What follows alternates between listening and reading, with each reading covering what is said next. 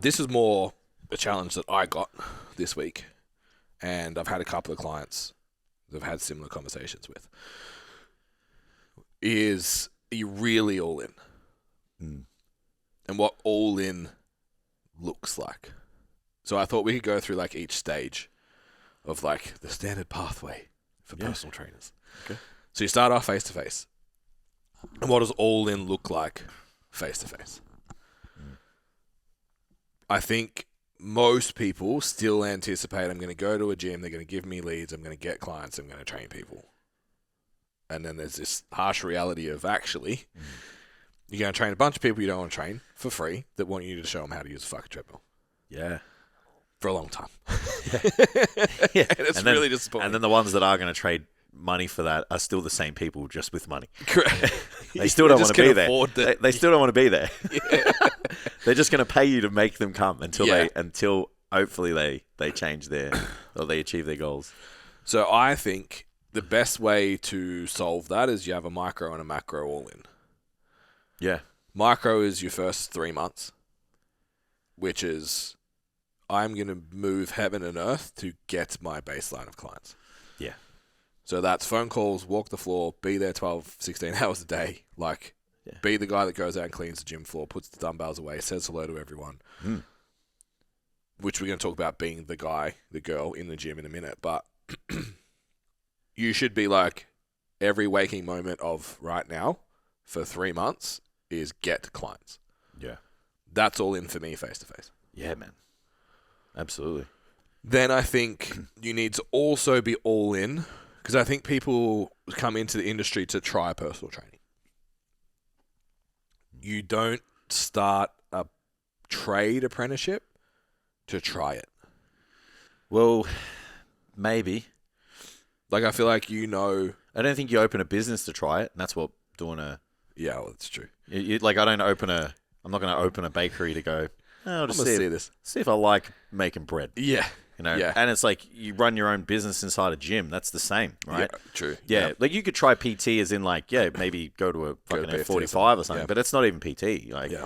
but- I think we're at the point now where saying go to F45 makes us unk. Absolutely. I don't even know what PFT now. I don't even know what the group training gyms are called now, right? But yeah, I agree with the sentiment. It's like you can't try running your own business. Yeah. Well, you can. You just fuck it up, Yeah. and it'll cost you a lot of money and time and stress. So I think if you take the mentality, and it's like that 10,000 hours and all that shit, which is ironically how long an apprenticeship is.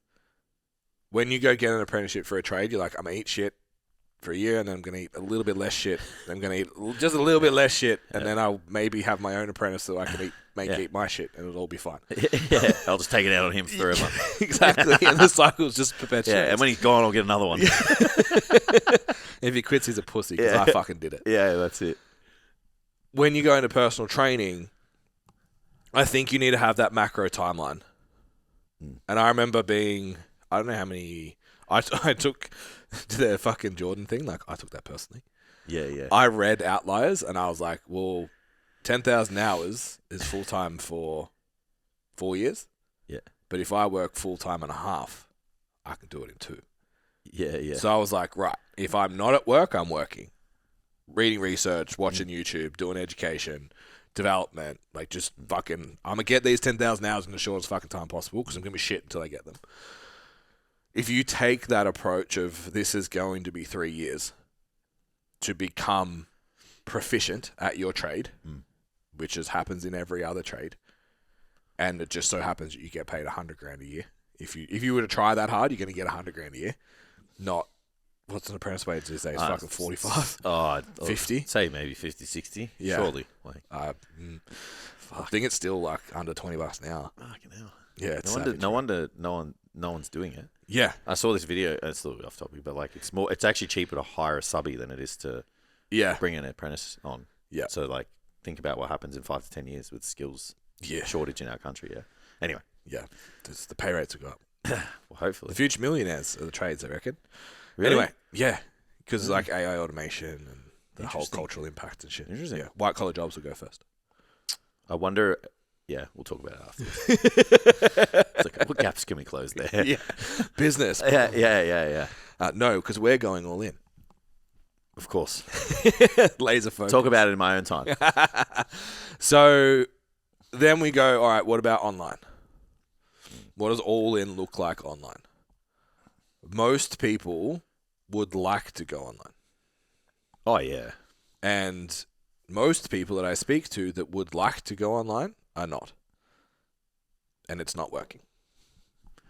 And you look at it's like socials are inconsistent, campaigns inconsistent. Yeah. How many outreaches did you make this week? Messaging.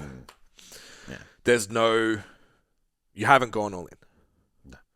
So what are the all-in metrics for transitioning to online and then being full-time online coach? Is that an actual question? Yes. I would say definitely like the posting frequency, like starting out with like an objective. So it's like to get more clients. What does that look like? Many conversations. How am I going to have conversations? So working out the strategy and then having definitive numbers to hit every week. Yeah. So you've got to be like, like I feel like you can't have to be posting every day right now. I think so. Yeah. I know we're like, bronze mark 3 times a week. It's really just to get them to a couple of weeks. You can do 3 times a week if you're in legal or finance. Yeah. Well, fitness. I even feel like in coaching, I don't think you can because there's someone else doing 14. Yeah, that's what I mean. Yeah. Oh, sorry. Like if you're in finance, go for 3 times a week. You probably fucking make $1 million. And the only reason that you would be telling someone to start with 3 is so that they don't do 0. But it's never like you just stay at 3. We're like, all right, they need to get 6 now, and then fucking 7 and maybe onwards of that. Yeah. Yeah. So posting every day, outreach, like I said, some form of like other lead magnet, kind of acquisition where you can get your contacts. Obviously, like making the contacts yourself, doing the outreach. Those scenarios I would say would be all in. Making content. So there's days in the week where you make content. This is a content making day for us. Yeah. So we do like fucking 6 hours. Yeah. To 90 minutes per podcast when you think about the prep time as well. Yeah. And then we're going to the gym for 2 hours to train.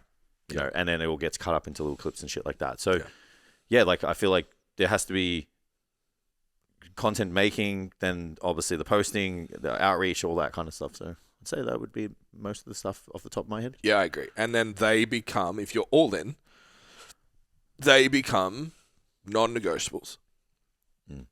And then what I would say, if you're listening to this, I assume, like us. And whatever the biggest priority in your life is right now is all-consuming. Think about it when you go to sleep. Think about it when you're in the shower. Think about it between sets in the gym. Think about it when you're walking your dog. You think about it all the fucking time. You can't turn it off. Yeah. If that isn't, how do I get online? You won't. So you have to prioritize that. Yeah, of course.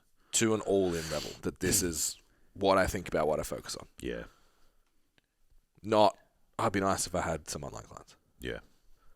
Yeah, there's only a very small percentage of people that would be able to just half-assly have enough work, and everybody. It's funny, just those people live rent-free in everyone else's mind. Yeah. Or the one that makes it like super successful, like just because they're either hot-looking or they are desirable from a physique perspective or a performance perspective, so they live rent-free in everyone's mind, and then they think, well, that's the way it should be. It's like, nah, cuz like. Everyone else is fucking hustling. Yeah. It's funny. So the mentoring call I had during the week basically just like looked down the camera at me and was just like, this is the most competitive market on earth. Doesn't matter what industry you're in. Get fucking used to it. This is the game. And the only way you win is you be better. The only way you be better is you put in more time, energy, and effort. And I was just like, sure. Yes. Well said. Okay. Yeah. So like if you're not willing to like come to that fight, you're out. Don't come. Yeah. I agree. Don't sit there and be like, online didn't work for me, posting content didn't work for me. Yeah. It's like you're getting beaten. There are people beating you. So choose to come to the fight or don't. Yeah. That's where my mindset is right now. Yeah. Well, I love it. Yeah. It's true. You're competing with fucking people way, like, in some cases better than you. Yeah. You just have maybe an edge because someone might like you. Mm-hmm. But if no one fucking knows that you exist, like the idea of you being a coach is just a dream. Mm-hmm. Yeah, so you have to win on that. To find a way to win. It's like Hormozi's thing. It's like when he started Gym Launch, it was like, and there's like, this is my first client. It's like, yeah, you're my first client. I have to prove myself or I go nowhere. Yeah. And then when they were massive, they're like, yeah, we're the biggest. For a fucking reason. It's like, you just have to find the thing. This both ends of the spectrum work. You just have to do the thing. Yeah. I just quoted Hormozi after calling him out during the week. That's right. That's okay. I did say I liked him. Says a lot of good stuff. Yeah, just the slave thing, bro, is so funny. Did you see it? No, I find now that stuff gives me anxiety. Yeah, so he put out a clip that, like, basically there's always been slaves forever. He references the Egyptian slaves and the US slaves. I did. Sorry, yes. Yeah. Yes, yeah. And then he's like, so if they can do it, I can do it. I'm like, brother. Yeah. That's nah. No, they didn't do it. They died. Yeah. And they got forced to do it too. Yeah. And they got forced to do things that they didn't want to do. A lot of them. Yeah. You know, I feel like when you get to, like, you know, when the microphone's always on you, you would have to find creative, like you would have to. But he's also psycho. Yeah. Like, to get to where he is, he's psycho, and Definitely. That's awesome.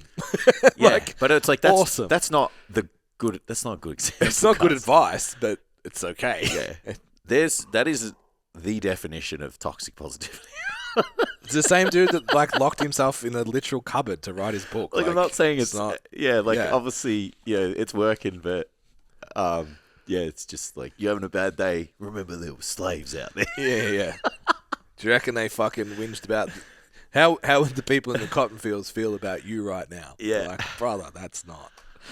No. Stop that. Motivate people other ways. Yeah. Other ways, bro. Just yell something about boats and keep going. You'll be fine. Yeah. Yeah, it's rough.